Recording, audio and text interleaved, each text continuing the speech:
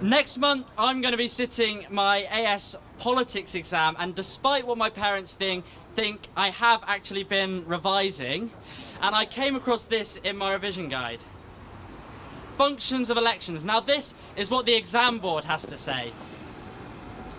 Functions of elections.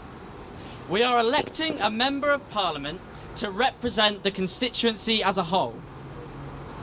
First past the post has fallen short at the first hurdle. More than half of MPs were elected by a minority of the voters. MPs claim to represent the interests of all of their constituents, but we know that this is just not the case. The second function. We are delivering a verdict on the performance of the government in power. In 2015, David Cameron told voters that just 23 constituencies would decide the result of the general election. How can the public deliver a verdict on the government if the election is decided by such a small minority? Labour's share of the vote increased, but they ended up with 26 fewer MPs.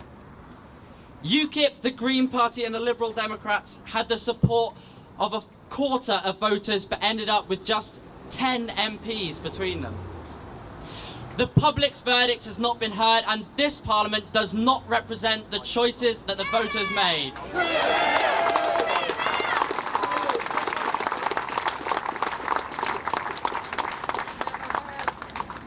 Thirdly, we are granting a mandate to the new government.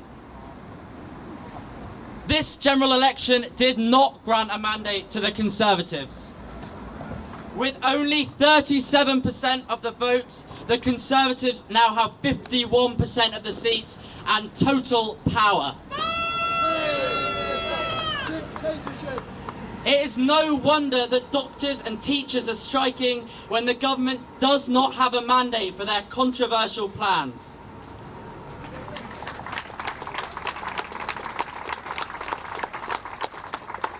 Our campaign is devoted to improving democracy, creating a parliament that truly reflects how people have voted.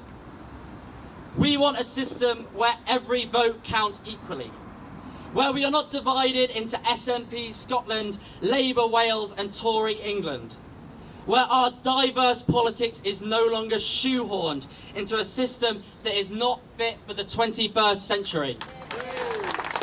We want proportional representation.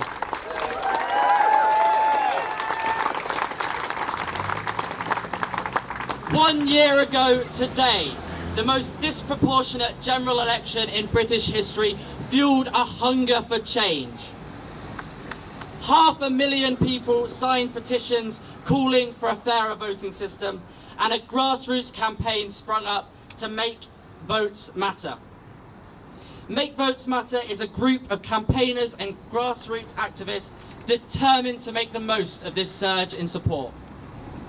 Now, we are launching the largest ever campaign for electoral reform. Our campaign so far has been successful because of people. Whether it's those who signed a petition, those who volunteer their free time to our cause, or all of you who are here today, every voice makes a difference. That's why we need you to make the next step in the campaign a success. When you go home, don't forget what you've heard today.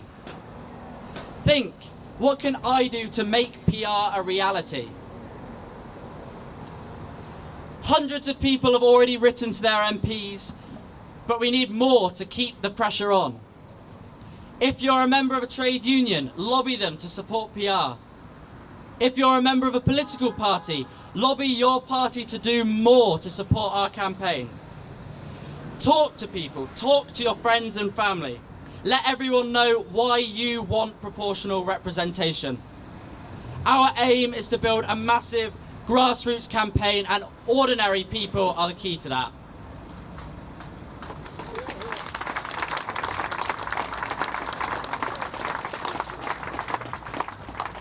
I know some of you may be sceptical.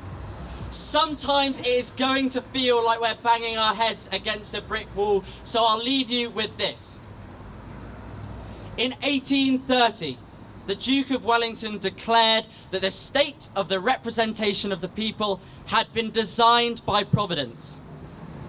He said it could not be improved and it deserved to have the full and entire confidence of the country.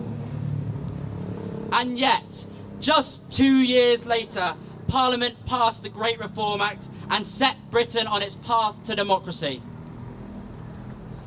In 2016, David Cameron, another Tory Prime Minister, called electoral reform undemocratic, obscure, unfair and crazy. But we know that the weight of public opinion is on our side. We know that our voting system is no longer fit for purpose. And we know that just like in 1832, we can and we will succeed in our mission for a better democracy. Thank you.